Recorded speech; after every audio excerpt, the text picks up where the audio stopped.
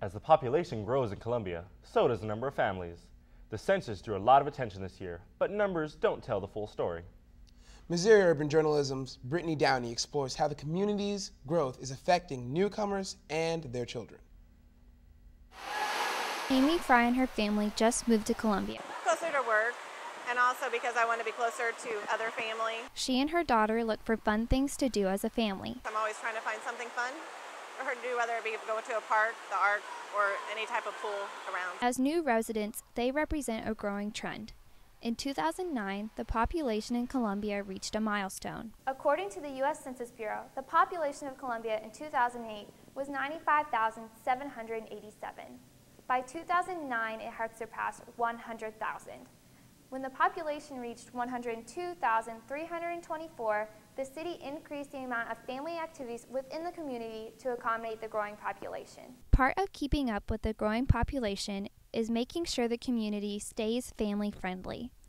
The Columbia Convention and Visitors Bureau works with local organizations to maintain a family-friendly reputation. Columbia has enjoyed a reputation in the area, not just in Columbia, but in the immediate area, as a place with a lot of opportunities for families. But for residents like Amy, finding those opportunities doesn't always come easy. Maybe more advertisement of different things, it'd be nice to know just different things I could do with her, because I'm always looking for something, so just different resources to find. A local family is saying, that maybe they don't see so much promotion.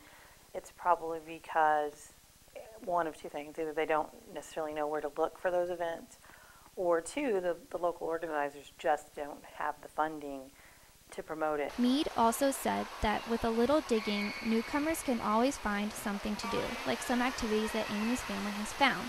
We enjoyed a lot going to the Devil's Icebox, just climbing around, and the Pinnacles, just different parks around, and the Cosmo Park and Oakland Pool. Even with the population changes, family is still a major focus in Columbia.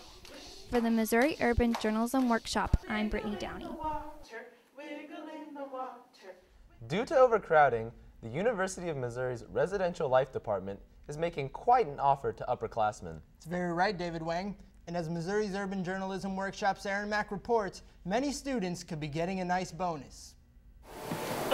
Last month, Junior TJ Kitchen had a chance to receive an extra $1,000. I would have taken the deal if it would have been like $5,000 or maybe $10,000, and I would have taken it, but $1,000 isn't enough. This is the email that all non-freshmen who have a housing contract with Missouri received. Residential Life is offering $1,000 for any student willing to cancel their housing contract to accommodate the largest freshman class ever in Mizzou history. So that increase has created some challenges, but also more returning students want to come back and stay for an additional year on campus. So far, nearly 100 students have accepted the offer. Residential Life wants them to use the money to pay for deposits and their first month's rent once they found off-campus housing. For Kitchen, however, $1,000 isn't as valuable as his housing contract. I can't afford to pay for an apartment up front, and so by living on campus, I can use financial aid to pay for that, and so I don't have to pay anything for it right now. I can pay for it after I graduate, whereas if I lived off campus, I would have to make the monthly payment up front. There's no deferring the payment, which I can't afford to do. With larger enrollment than expected, freshmen are no longer required to live on campus. But those who live off their first year tell me they feel more left out, causing them to be less likely to return for their sophomore year. For the Missouri Urban Journalism Workshop, I'm Aaron Mack. As Columbia grows, local youth sports look to do the same. Here's MUJW's David Wang with the story. Many sports leagues in Columbia saw a jump in participation in recent years. The Columbia Youth Football League doubled in size since 1999. The Moonlight Hoops basketball leagues expanded, and the Blue Thunder Track Club saw its ranks increase dramatically. Many coaches say they're larger because the city is growing, and now those coaches are playing a bigger part in those kids' personal growth. Big about having the youth around positive role models, male, female, I don't care what race or where you're from, just positive role models. And league coordinators around the city think sports help kids in development. I think sports are very important in the community because it gets kids out of the house, away from the TV, away from video games. It's healthy for them. It gets them running around. Kids don't run around like they used to. But leagues aren't the only ones taking advantage of more kids on the field. It's also been a home run for parents. It keeps them out of trouble, you know, I mean, because you see so many children that will do, you know, drugs or robbing and stuff, you know, because they get bored, you know, or hitting cards or painting or things like that, you know. I think sports are a very good thing. It keeps a lot of kids occupied. Track team started in 2005. Its roster shot up to 124 athletes this year.